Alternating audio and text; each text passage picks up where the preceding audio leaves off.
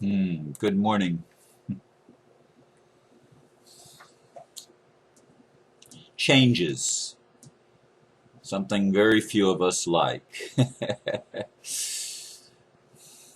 We're going to have to get over that. Because the only thing constant is change, someone said. Actually, many people have said that in one form or another.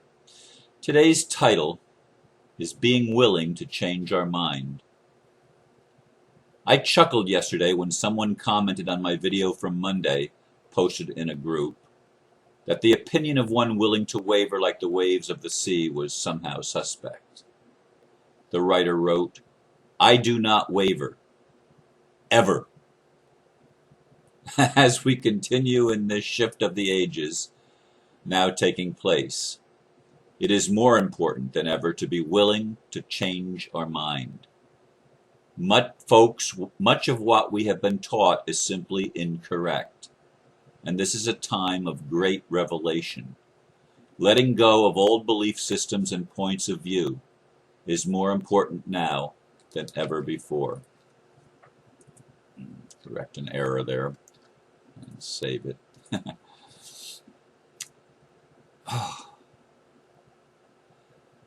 It's not my intention to get into arguments with anyone that's fighting for and defending his or her point of view. I've long ago learned that that's an exercise in futility. Nevertheless, I'd like to emphasize again that the time in which we are living is a time when everything that we have thought of as being foundational in our physical existence and in the system in which we find ourselves living is being shaken. In fact, for those of you that are fundamentalist Christians, or for those of you that have read the Bible, you know that God promised that there would come a time when God would shake everything that can be shaken, so that that which could not be shaken would remain. Indeed, I believe that time is this current generation, more than any generation that preceded us in known history. We live in a time of cataclysmic change, and by cataclysmic, I don't mean necessarily the significant earth changes that some talk about. Do I believe there's going to be some earth changes? Yeah, there's going to be some earth changes.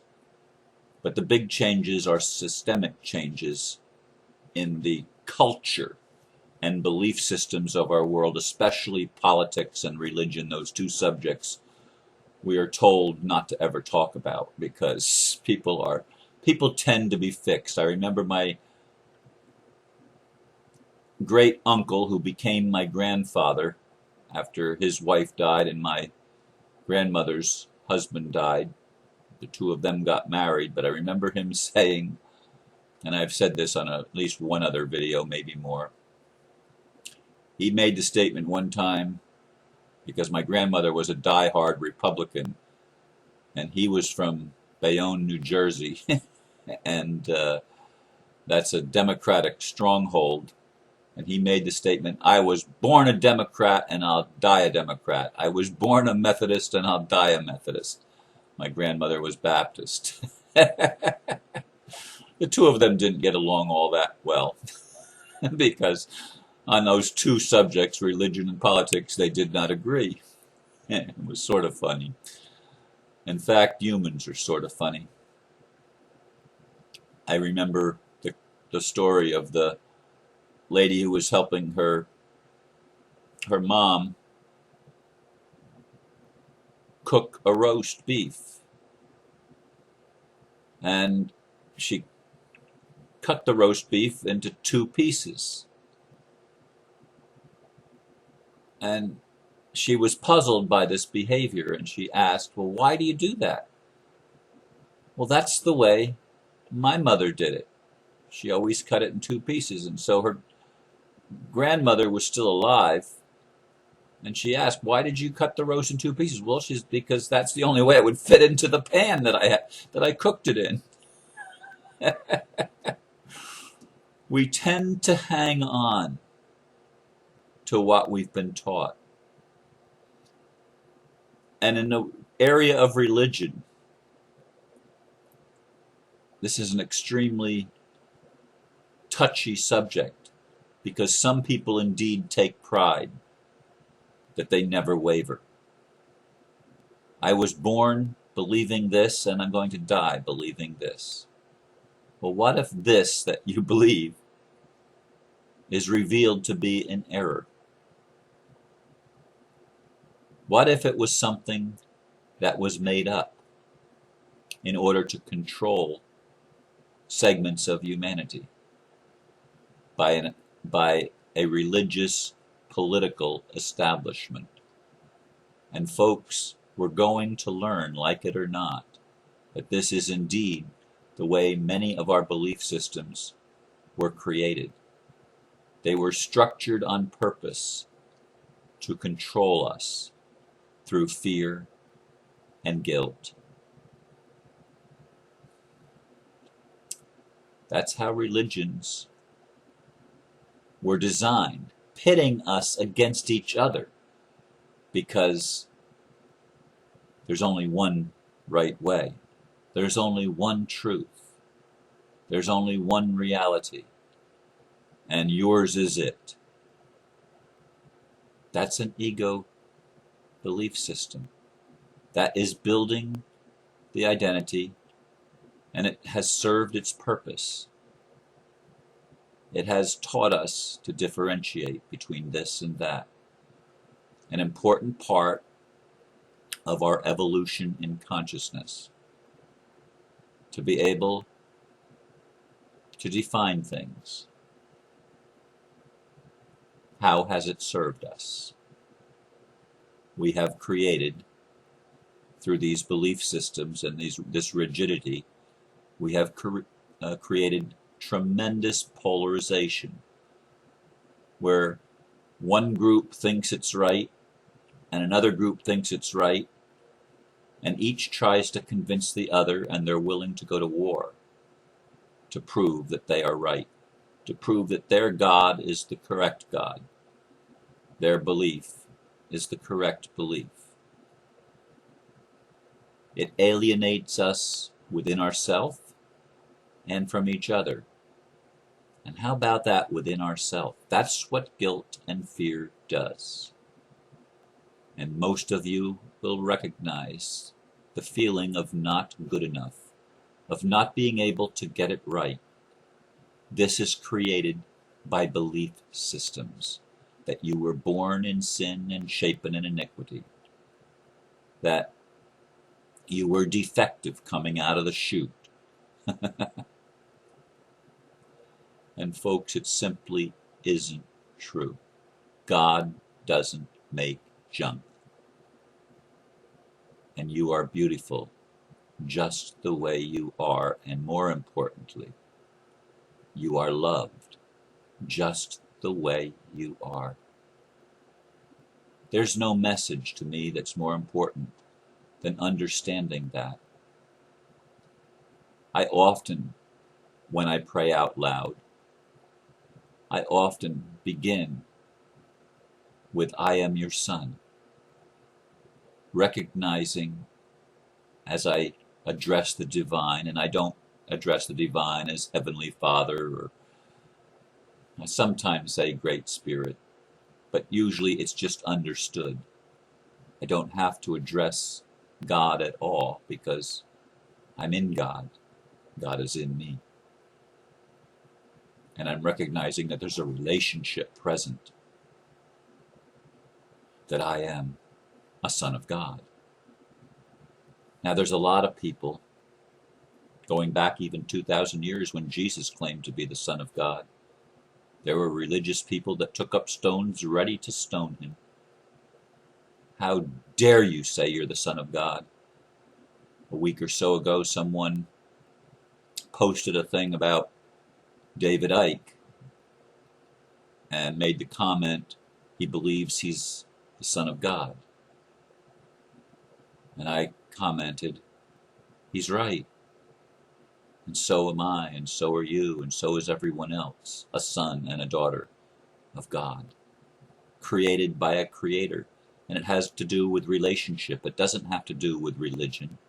It doesn't have to do with belief systems, which is why I can love Christians and Muslims and Jews and Hindus and Buddhists and Taoists and name it.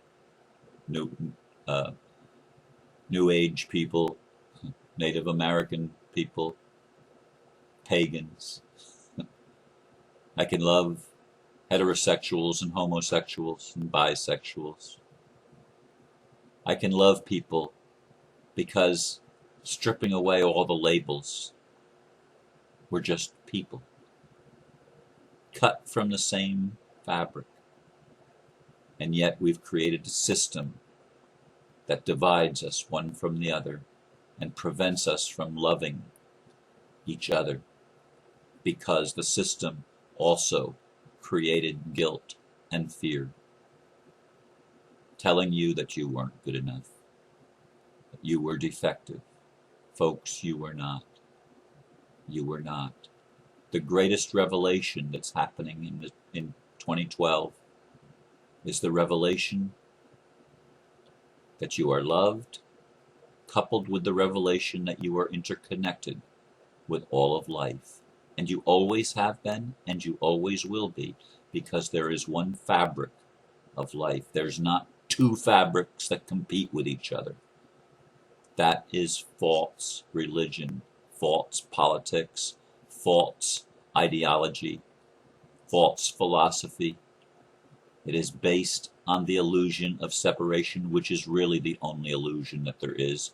All other illusions are based on the illusion of separation. I am not this, or I am this and not that. It's all based there. But wisdom comes when you recognize that when I stood here, I saw this way. But when I moved over there and looked back on this, I saw it from a different angle. And I changed my mind. I accepted that what I saw over there was true from that vantage point.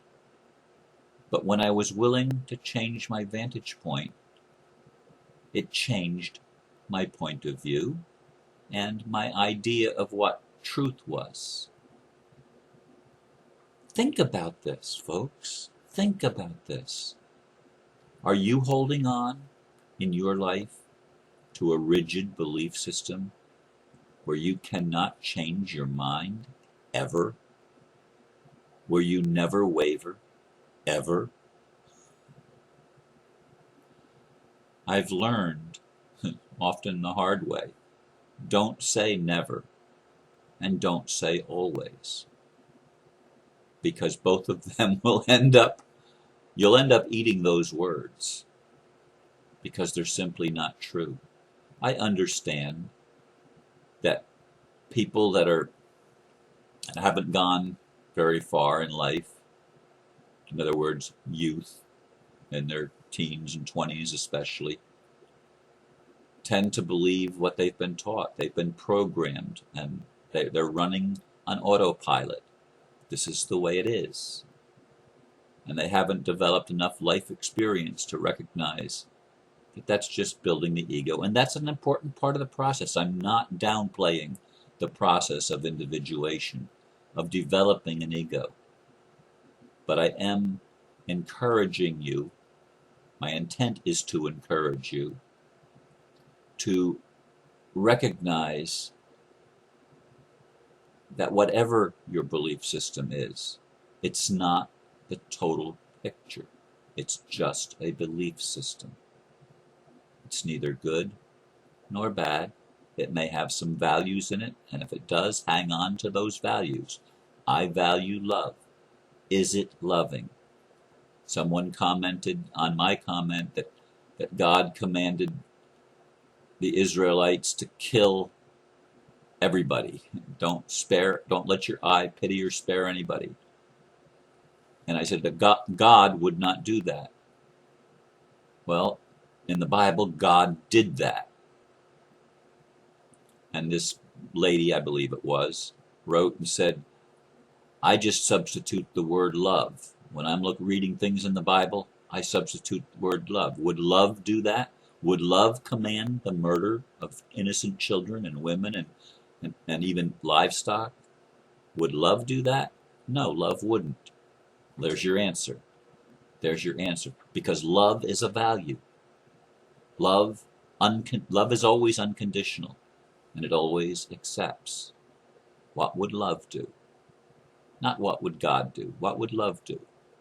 I thought that was brilliant. Anyway, I've used up my time for today, and I trust that I've given you something to ponder, especially those of you that may be listening and are die-hard in a particular point of view. Loosen up. I've had to do it. Anybody that develops wisdom has to do it, because it's part of our process of growing up and developing spiritual maturity. Thank you for listening. Namaste.